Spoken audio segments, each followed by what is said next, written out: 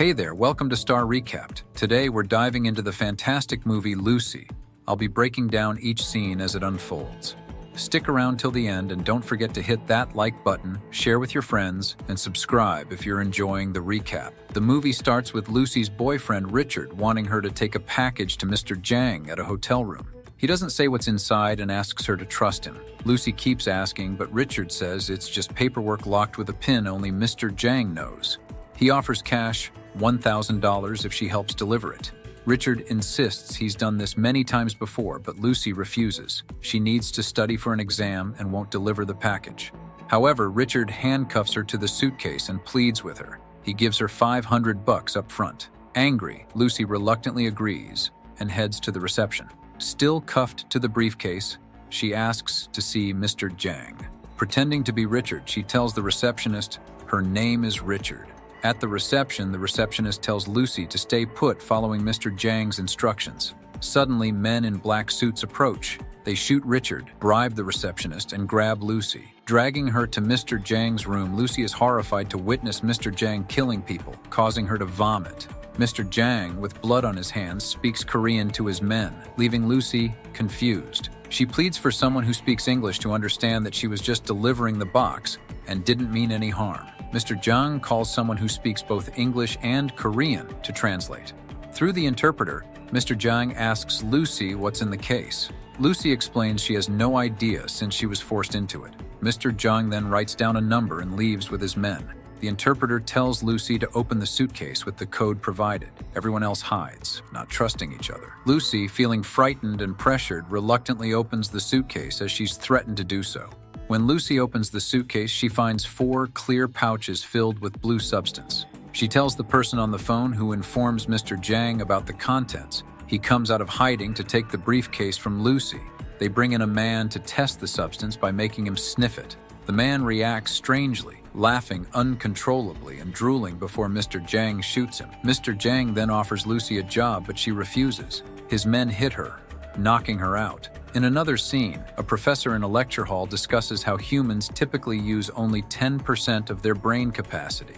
The professor explains that despite our technological advancements, dolphins use the highest portion of their brain, about 20%, giving them an echolocation system better than any sonar. Lucy wakes up in an unfamiliar room wearing only underwear, with blood-stained bandages on her stomach. She finds Mr. Jang, his gang, and a man who appears to be a doctor. They inform her that a pouch of a drug called CPH4 has been surgically placed in her abdomen, but they assure her they haven't harmed her organs. Afterwards, they bring in others who also have the drugs inside them, thanking them for their cooperation. They provide passports and flight tickets to deliver the drugs to Europe, warning them that their families will be targeted if they don't comply. They conceal their identities and send them off, following their business model. Later, in a different location, Lucy regains consciousness. She talks herself into staying calm until she lands from the plane. However, upon arrival, she's unmasked by 2 men speaking Mandarin. One of them tries to sexually assault her, but she fights back. In retaliation, he kicks her repeatedly in the stomach until the other man intervenes and they leave the room. The kicks and punches were so brutal that they caused the pouch in Lucy's stomach to rupture, releasing the drug into her body. She convulses violently as the drug spreads throughout her system. In another scene during a class presentation, the professor explains that if humans could reach 20% of their brain capacity, they could gain control over their own bodies. The human body contains 100 billion neurons, but only 15% of the brain is typically accessible. Additionally, there's a vast network of information within the body that remains inaccessible until a certain brain capacity is reached. At 40% capacity, a person could control others and manipulate matter. During the class presentation, a student asked what would happen if someone reached 100% brain capacity, but the professor couldn't provide an answer. Meanwhile, Lucy regained consciousness and sat quietly in a chair. A man entered her prison cell and she seduced him before knocking him out and freeing herself, thanks to the effects of the drug. She then escaped her cell, eliminated everyone else, and consumed their food with her hands. Lucy removed a bullet from her arm and gathered all the guns they had before leaving the area. Lucy approached 2 cab drivers and asked if they spoke English. When one of them said no, She shot him and then threatened the other driver at gunpoint to take her to a hospital. On the way, she discovered she could hear conversations from a distance and understand them clearly. Upon reaching the hospital, she instructed the driver to wait and went inside. She realized she could now read foreign languages and signs. In the surgery room, despite an ongoing operation, she demanded they work on her urgently, refusing to leave. Lucy examined the patient's brain scans and determined that he wouldn't survive due to a tumor invading the cortex on the right side of his spine. She then killed the patient. Turning to the surgeon, she instructed him to remove the drug someone had placed inside her as it was leaking. Despite the surgeon's protests, she refused anesthesia and insisted on being operated on immediately. During the surgery, she called her mother and described her lift-up senses, including feeling everything around her, such as the Earth's rotation, vibrations, gravity, heat leaving her body, blood flowing in her veins, and even her brain activity. Lucy claimed she could recall every detail since the day she was born, even the moments of her birth. Despite her mother's inability to understand, Lucy continued sharing every memory. After expressing gratitude to her mother for her love, Lucy ended the call. With the drug removed from her body except for 500 grams, she asked the doctor how much remained to be eliminated. The doctor could only answer if he knew the type of drug, which Lucy then revealed to be CPH4. The doctor explained that pregnant women naturally produce CPH4 during the 6th week of pregnancy in small amounts, aiding in the formation of the baby's bones. The doctor described the leaked drug's impact as akin to an atomic bomb, noting that Lucy should have died from its effects. Lucy simply responded, "Not for long." After leaving the hospital, Lucy's senses were heightened, allowing her to see the intricate network of tree roots beneath the ground.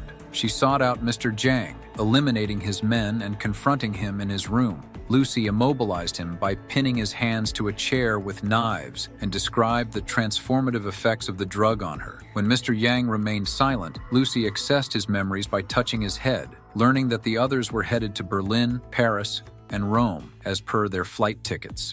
Lucy visited her friend's place and borrowed her laptop. While her friend excitedly shared her day, Lucy already knew everything her friend was going to say. She researched her condition and stumbled upon Professor Nelson's research. Immediately, she called him and detailed her knowledge of his 6,000-page research. Professor Nelson dismissed her, thinking it was a prank from his daughter's friend. Lucy persisted, insisting she knew every detail of his research by heart. She then demonstrated her ability to control electronic devices, including his TV screen during their video call. Impressed and intrigued, Professor Nelson asked how she did it, to which Lucy explained her newfound ability to control basic things like TVs, laptops, phones, radios, and lights. Lucy then explained to Professor Nelson that she no longer experiences pain, fear, or any typical human emotions. She expressed a sense of impending death. The professor suggested that she share her knowledge with others, likening it to the simple passage of a cell through time. Lucy agreed, promising to be with him in 12 hours. Before leaving, Lucy gave her friend a printed prescription informing her that her kidneys and liver were failing and advising lifestyle changes. Outside, Lucy found herself wanted, so she altered her appearance by changing her hair and disguising herself. She contacted the military and conversed with an officer as if she were right there with him. Lucy provided detailed information about the other drug traffickers carrying CPH4 and instructed the officer to take careful notes. She transmitted the information to the detective's computer. As each of the drug traffickers arrived at the airport, the military was ready to arrest them immediately. The last drug trafficker attempted to flee from the police at the airport, but was eventually arrested. Meanwhile, Lucy's brain has now reached 40% capacity. While on a plane and taking a sip of champagne, Lucy suddenly lost sensation in her hand, feeling as if her body was evaporating. Alarmed, she rushed to the restroom where she felt her body disintegrating bit by bit. Lucy took more of the CPH4 drug, hoping it would help. Despite the flight attendant's efforts to coax her out of the restroom, Lucy remained unresponsive. She later regained consciousness in a hospital in Paris. A nurse entered Lucy's room, astonished to find her awake and alive. She hurried to inform the doctor and Officer Del Rio, who happened to be at the hospital. Lucy got dressed and prepared to leave, but she was intercepted by Del Rio and his men. Del Rio ordered her to stop, but Lucy insisted on speaking with him alone. Despite his instructions for her to raise her hands and follow, Lucy used her powers to put all the armed officers to sleep with just 2 fingers, without even touching them. She then removed the bullet from Del Rio's pistol and requested to have a private conversation with him. Lucy inquired if Del Rio had retrieved the packets, to which he confirmed. However, she insisted that the packets would be safer in her possession. At 50% of her brain capacity, Lucy detected phone signals spiking and used them to locate Mr. Jiang. She urged Del Rio to let her drive, but he refused, citing that it was a police car. Undeterred, Lucy used her powers to move him to the passenger seat without touching him. She took the wheel and drove recklessly, disregarding traffic rules and crashing into other vehicles because they were running late. When Rio questioned her driving, Lucy admitted she had never driven before, but insisted on reaching their destination quickly due to their time limitation. Mr. Jiang's men stormed the hospital, shooting officers and others who tried to intervene, and began extracting drugs from the traffickers they had sent. After each extraction, they executed the men. Some police cars pursued them, but Lucy caused them to crash. Overcoming all obstacles, Lucy arrived at the hospital. She demanded the man with the case handed over, but he refused and ordered his men to attack. At 60% of her brain capacity, Lucy effortlessly subdued all the men by simply walking and gesturing with her hands. Lucy retrieved the harvested drugs from Mr. Jiang's men and extracted the last one herself. When Rio suggested she go alone, she kissed him and insisted he follow her.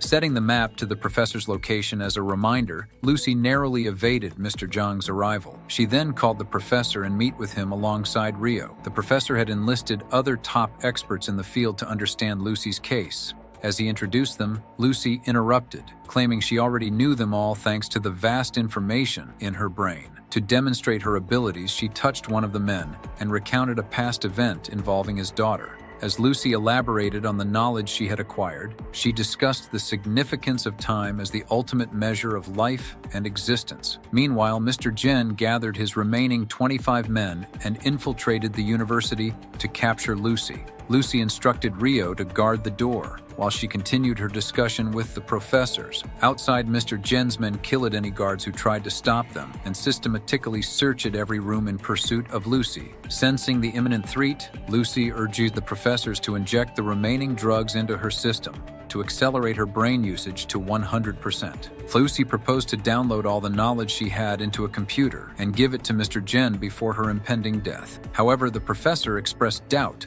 due to the excessive amount of drugs and cautioned that the information might be overwhelming for mankind. Rio and additional officers awaited their arrival, prepared to confront them and stop their advance. As all the drugs were inside Lucy's body, black fluid-like substances began to emanate from her, extending towards objects and computers in the room. The room transformed into a white void, devoid of any physical matter. The black fluid then began to construct a new age computer, as described by the professor. Outside the room, Mr. Jen's men and the police officers engaged in brutal gunfire exchanges, with Mr. Jiang attempting to breach the room while the officers fought to stop him and his team. Suddenly, one of Mr. Jiang's men fired explosives, causing Lucy's body, seated in a chair, to be transported back in time, seemingly to shield her from the blast. Lucy was transported back through centuries, spanning back to a time before technology existed, before the existence of mankind. Eventually, she encountered a species of monkeys reminiscent of those seen at the beginning of the movie. At this point, she had reached 99% capacity of her brain. When Mr. Jen entered the room and aimed a gun at her, Lucy reached 100% brain capacity. Despite Jen's attempt to shoot her, Lucy's body vanished, leaving only her clothes behind. Jen then threatened the professors, but Rio arrived and intervened, shooting Jen and saving the professors from harm. As Lucy attempted to transfer information, the large, structured New Age computer extended a flash drive to Professor Nelson. After he retrieved it, the black structure collapsed and vanished. The flash drive contained all the knowledge accumulated from Lucy's 100% brain capacity. Lucy then sent a message through Rio's phone stating that she now exists everywhere. Remember to subscribe for more daily videos. Your support, likes, shares, and subscriptions are greatly appreciated. See you in the next video.